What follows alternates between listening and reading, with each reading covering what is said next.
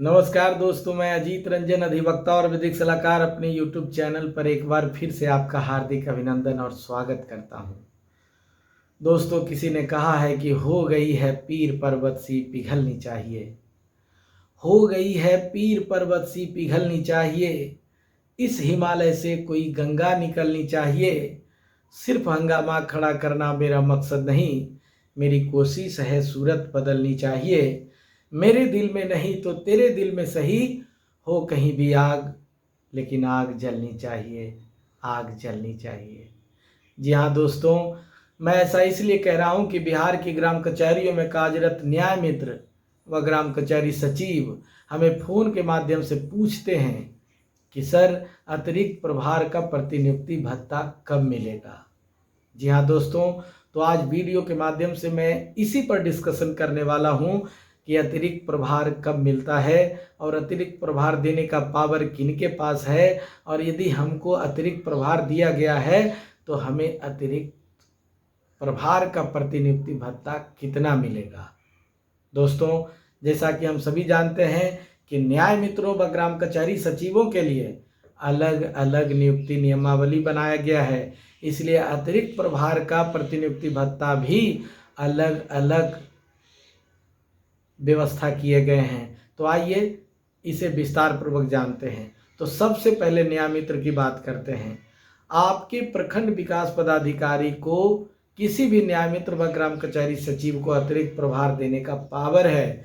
यदि आपके प्रखंड विकास पदाधिकारी को ये पता चलता है कि उनके प्रखंड अंतर्गत किसी भी ग्राम कचहरी में न्याय मित्र की बहाली नहीं हुई है, तो वहाँ के ग्राम कचहरियों को सुचारू रूप से चलाने के लिए पड़ोस के न्याय मित्रों को वहाँ अतिरिक्त प्रभार दे सकते हैं और उनसे वहाँ के ग्राम कचहरी को सुचारू रूप से चलवा सकते हैं। लेकिन नियमावली में प्रावधान ये किया गया है कि आप अतिरिक्त प्रभार मैक्सिमम 6 महीना तक के लिए ही हो सकते हैं, और यदि 6 महीना बाद भी यदि प्रखंड विकास पदाधिकारी को ये पता चलता है कि वहाँ न्याय मित्र की बहाली नहीं हो पाई है, तो आपको पुनः 6 महीना के लिए रेन्युअल किया जा सकता है। जहाँ तक प्रतिनियुक्ति भत्ता की बात है, तो न्याय मित्र नियुक्ति सेवा शर्त व कर्तव्य नियमावली का सेक्शन 8 सब क्लॉज 4 में यह प्रावधान किया गया है कि आपको प्रतिनियुक्ति भत्ता के रूप में आपके मूल मानदेय का 20% आपको प्रति माह देय होंगे। और जैसा कि आप जब सभी जानते हैं कि न्याय मित्रों को 7,000 रुपये प्रति माह मिल रहा है, तो 7,000 का 20% यानी 1,400 रुपये प्रति माह प्रतिनियुक्ति भत्ता के रूप में आपको मिलेगा। उसी तरह से ग्राम कचहरी सचिव के लिए भी अलग प्रावधान किए गए हैं। प्रखंड विकास पदाधिकारी को ये पावर है, यदि उनको पता चलता है कि उनके क्षेत्राधिकार अंतर्गत किसी ग्राम कचहरी में ग्राम कचहरी सचिव की बहाली नहीं हुई है या किसी कारणवश रिक्त है, तो पड़ोस के ग्राम कचहरी सचिव को वो अतिरिक्त प्रभार दे सकते हैं और वहाँ के ग्राम कचहरी को सुचारू रूप से चला सकते हैं।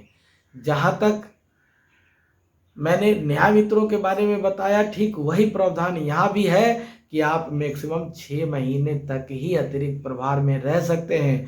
उसके बाद भी यदि प्रखंड विकास पदाधिकारी को पता चलता है कि वहाँ ग्राम कचहरी सचिव की बहाली नहीं हो पाई है, तो आपको पुनः 6 महीना के लिए रेन्युअल कर सकते हैं।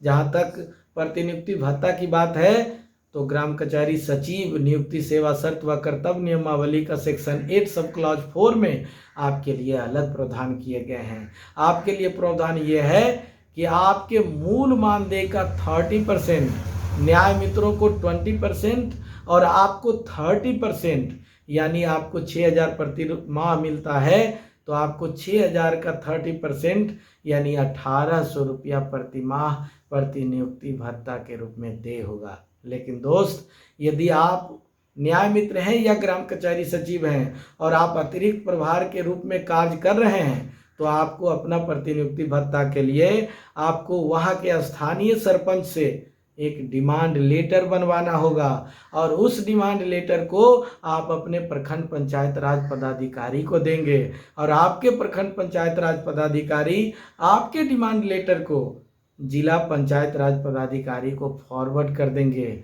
और नए नियमावली के अनुसार अब आपको डीबीटी के माध्यम से यानी डायरेक्ट ट्रांसफर बेनिफिट के माध्यम से आपके जिला पंचायत राज पदाधिकारी CFMS के माध्यम से डायरेक्ट जिला से ही आपके अकाउंट में आपका प्रतिनियुक्ति भत्ता ट्रांसफर कर देंगे। लेकिन इससे पहले आपका बैंक डिटेल, पेड आईडी जिला पंचायत राज पदाधिकारी के यहाँ होना चाहिए।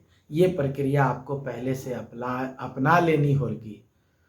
अब हम इस वीडियो के माध्यम से आप तमाम न्याय मित्रों व ग्राम कचहरी सचिवों से सवाल करना चाहता हूं कि आप अतिरिक्त प्रभार के रूप में कार्य तो कर रहे हैं, तो क्या आपने वहां के स्थानीय सरपंच से डिमांड लेटर बनवा करके क्या आपने अपने प्रखंड पंचायत राज पदाधिकारी को दिया?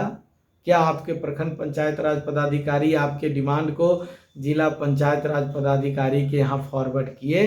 क्या आपको अभी तक प्रतिनियुक्ति भत्ता मिला है? और यदि आपको मिला है तो आप हमारे कमेंट बॉक्स में जाइए और वहाँ लिखिए कि सर मैं अमुक जिला अंतर्गत अमुक प्रखंड के अमुक ग्राम कचहरी में न्याय मित्र के रूप में या ग्राम कचहरी सचिव के रूप में कार्यरत हैं और हमने डिमांड लेटर भेजा और हमारे डिमांड लेटर पर हमें प्रतिनियुक्ति भत्ता मिल गया है।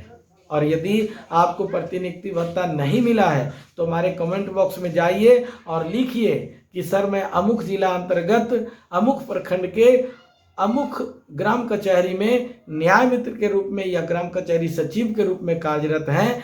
मैंने डिमांड लेटर को प्रखंड पंचायत राज पदाधिकारी को दिया और उन्होंने DPRO साहब को फॉरवर्ड किया और मुझे अभी तक प्रतिनियुक्ति भत्ता नहीं मिला है। दोस्त, यदि आप कमेंट करते हैं तो हमारे इस वीडियो को पदाधिकारीगण भी देखते हैं।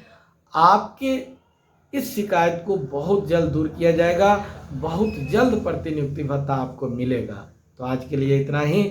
यदि आप हमारे इस चैनल पर पहली बार आए हैं तो आपसे करबद्ध प्रार्थना है, निवेदन है कि हमारे इस चैनल को सब्सक्राइब कर लीजिए, हो सके तो बेल आइकन को प्रेस कर लीजिए, ऑल बटन को क्लिक कर लीजिए, क्योंकि हमारा चैनल, हम और हमारा कानून पंचायत प्रतिनिधियों व संविदा कर्मियों के लिए बनाया गया है और मैं पंचायत प्रतिनिधियों व संविदा कर्मियों के लिए नया से नया अपडेट लाता रहता हूं। आपकी बात सरकार तक और सरकार की बातें आप तक पहुंचाता रहता हूं और मैं चाहता हूं कि यदि आप हमारे इस चैनल को सब्सक्राइब किए हुए रहेंगे तो जैसे ही मैं कोई नया अपडेट डालूंगा, नई कोई सूचना डालूंगा, नया कोई वीडियो डालूंगा तो सबसे पहले आप तक पहुंचेगा। इसलिए इसे सब्सक्राइब जरूर करें। अब तक हमारा वीडियो लाइक करने के लिए, शेयर करने के लिए, सब्सक्राइब करने के लिए और सब्सक्राइब करने के लिए आप सबको बहुत बहुत शुक्रिया, बहुत बहुत धन्यवाद। नमस्कार।